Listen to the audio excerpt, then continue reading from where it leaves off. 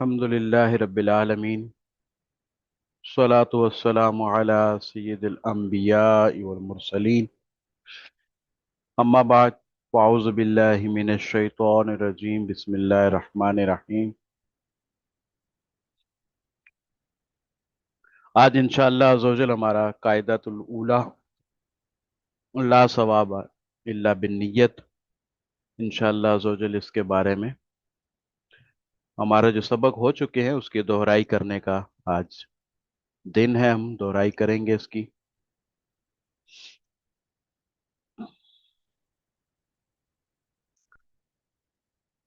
ثواب کا دار و مدار جو ہے وہ نیت پر ہے، یہ قاعدہ ہمارا چل رہا تھا۔ جہاد، تو جہاد چونکہ ایک عظیم عبادت ہے اور اس میں ریا کا عنصر آ سکتا ہے، اپنی جواں مردی اور شجاعت دکھانا، ظاہر کرنا، خوبصورت دکھنا، اور اس طرح کی نیتیں جو ہیں وہ شامل ہو سکتی ہیں۔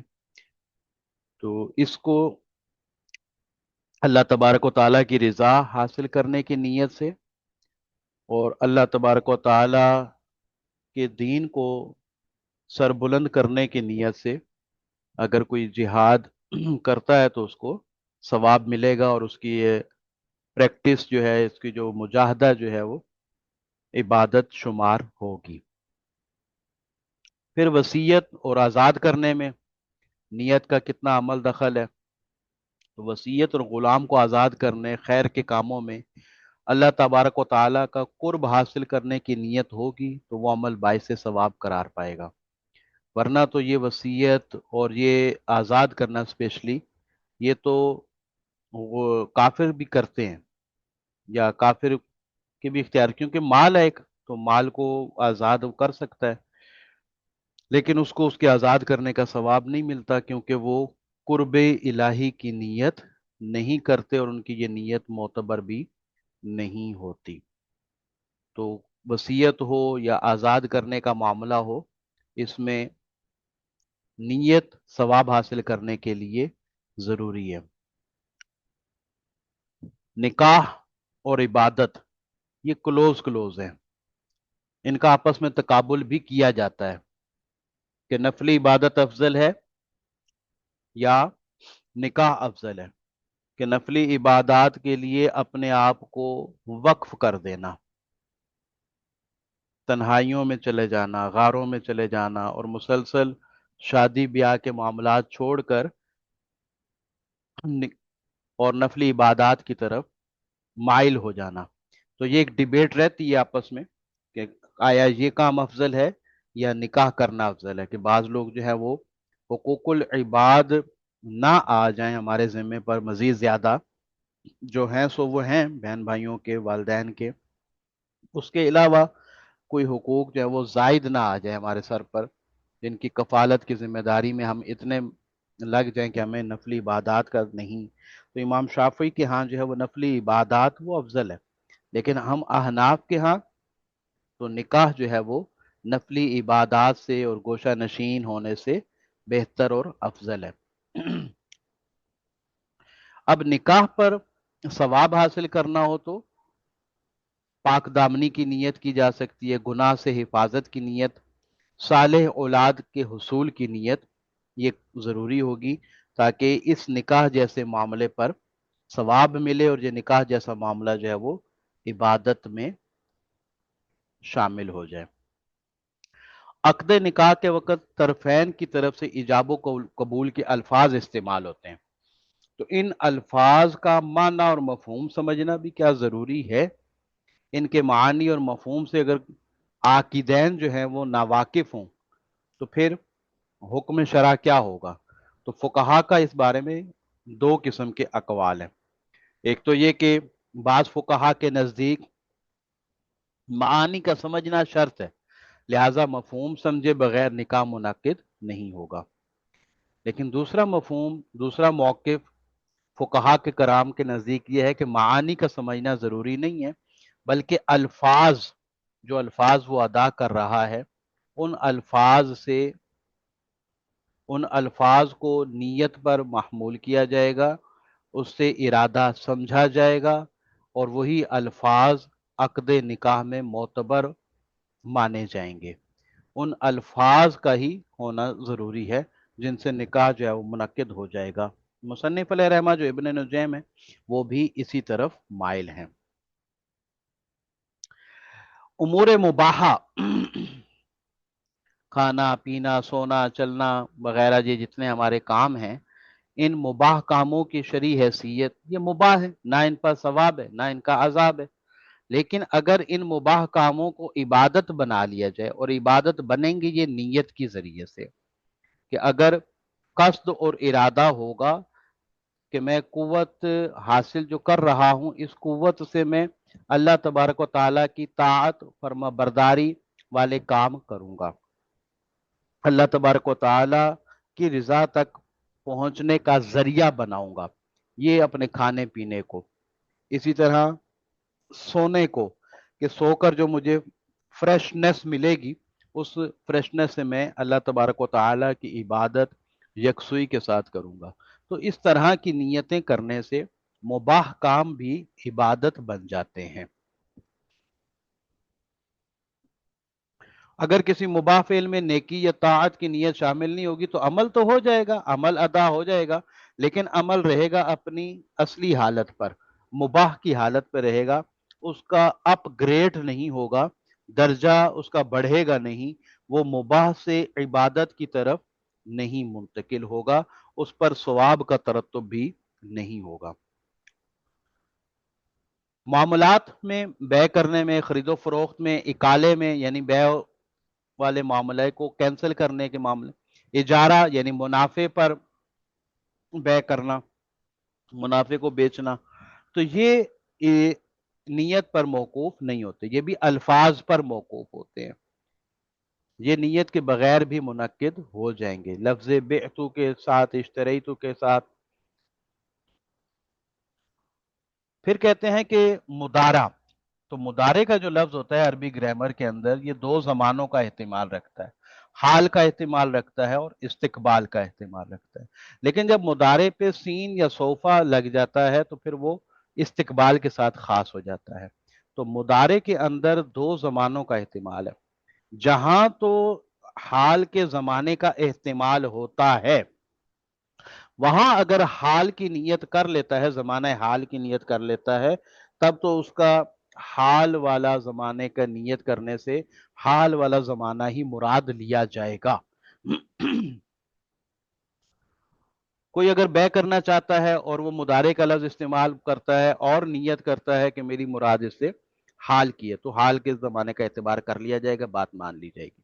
लेकिन मुदारे का ऐसा सीगा हो जो इस्तिकबाल के साथ खास हो चुका हो, चाहे वो सीन लगाने की वजह से हो या सोफा लगाने की वजह से हो या कोई और कराइन हो, अगर वो इस्तिकबाल के साथ खास हो चुका है तो फिर वो अमर की तरह है, फिर वो तौकील की तरह है, वकालत बनाने की तरह है, फिर उससे हाल के माने मुराद नहीं लिया जा सकता। लिहाजा अगर कोई ऐसा शख्स के जो मुदारे पर सीन सोफा लगाकर फिर वो जमाना हाल की नीयत करता है तो उसके हाल की नीयत करने का एतबार नहीं होगा। हिबा के इनेकाद के लिए रजामंदी शर्त है। अगर कोई शख्स ला इल्मी में, धोखे में या जबरो इकराह के तहत हिबा करेगा तो रजामंदी ना होने की वजह से हिबा सही नहीं होगा।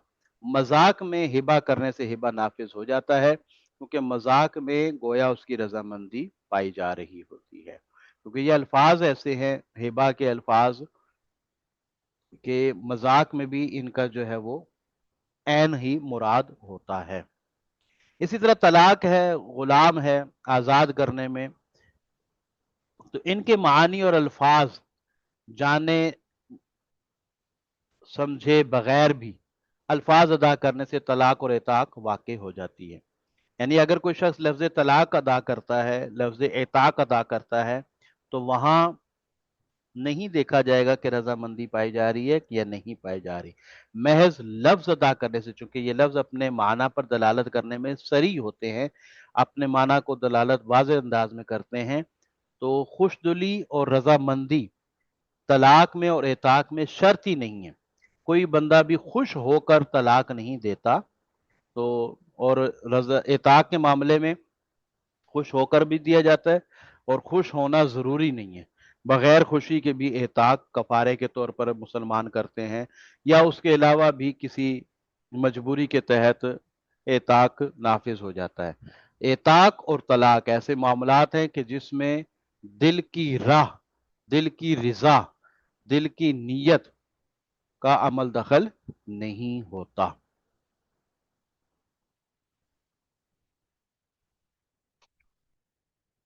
اللہ تعالیٰ کے نام سے قسم کا انعقاد. تو یمین باللہ، اللہ جل شانہ کے اسم مبارک کی قسم نیت اور ارادے پر موقوف نہیں ہوتی. اگر کوئی شخص قصدن، بھول کر، غلطی سے یا کسی کے دباؤ میں، اکراہ میں، جبر میں آ کر قسم کھائے تو وہ قسم بہر صورت منعقد ہو جائے گی. اسی طرح محلوف علیہ، جس بات پر، جس کام پر قسم کھائی گئی ہے اس کا ارتکاب ہو جائے، چاہے وہ ارادتاً ہو یا بھول کر ہو، مجبوری میں ہو یا اکراہ میں ہو، تو بہر صورت شرط پائے جانے سے قسم کا حکم لاگو ہوگا، قسم واقع ہو جائے گی، بندہ جو حالف ہے وہ حانث ہو جائے گا.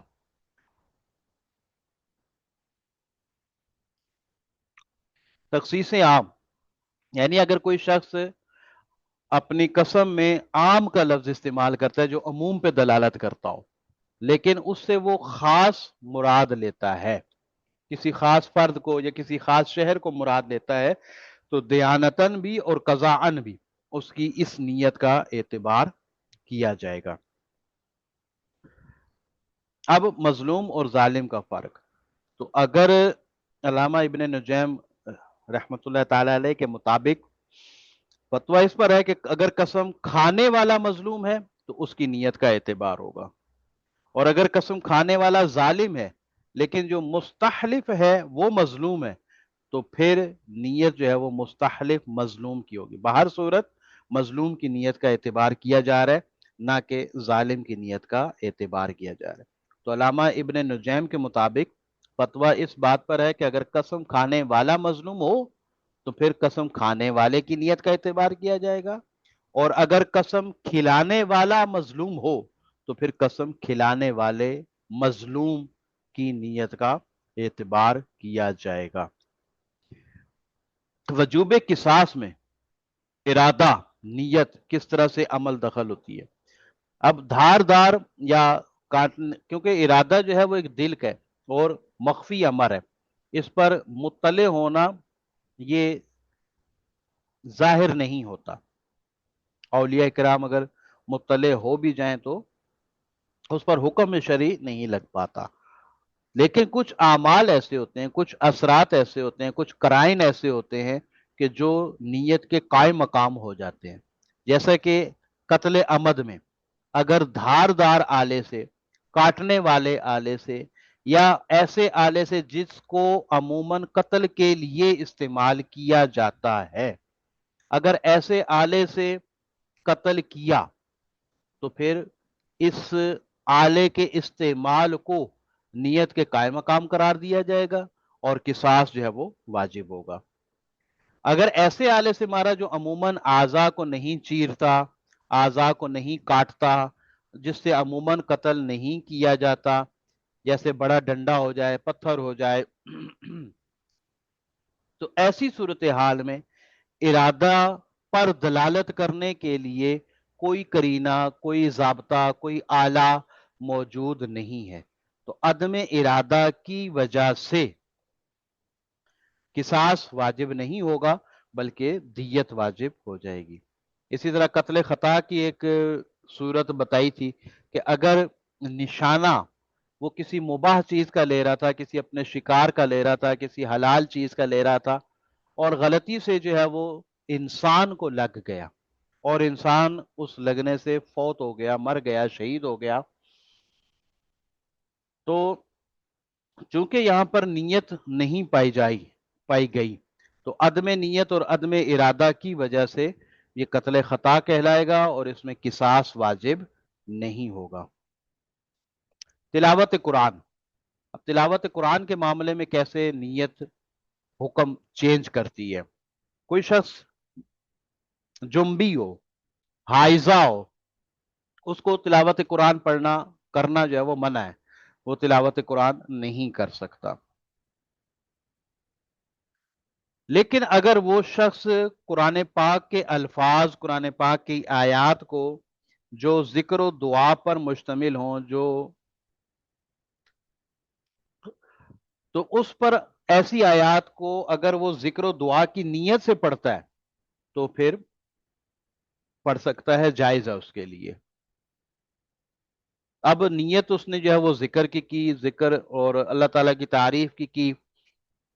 جیسے کل هو اللہ احد ہے، تو اگر وہ لفظ کل کے بعد سے پڑھنا شروع کرتا ہے، هو اللہ احد، اللہ صمد، لم یلد ولم یولد ولم یکن لہ کفوا احد، تو یہ تمام جو ہے وہ اللہ تبارک و تعالیٰ کی تعریف پر مشتمل کلمات ہیں.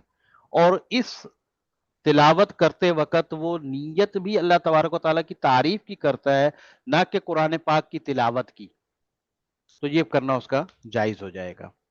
اور اسی طرح اگر کوئی نماز کے اندر تلاوت کر رہا ہے اور تلاوت کرتے ہوئے بھلے سے وہ آیات ذکر و دعا ہوں، ذکر والی آیات ہوں، دعا والی آیات ہوں، تعریف اور مدح والی، حمد والی آیات ہوں، اور وہ نیت حمد کی کرے، ذکر کی کرے، دعا کی کرے، تب بھی اس کی یہ نیت جو ہے وہ معتبر نہیں ہوگی، کیونکہ نماز، قیام، یہ تلاوت قرآن پاک ہی کا محل ہے.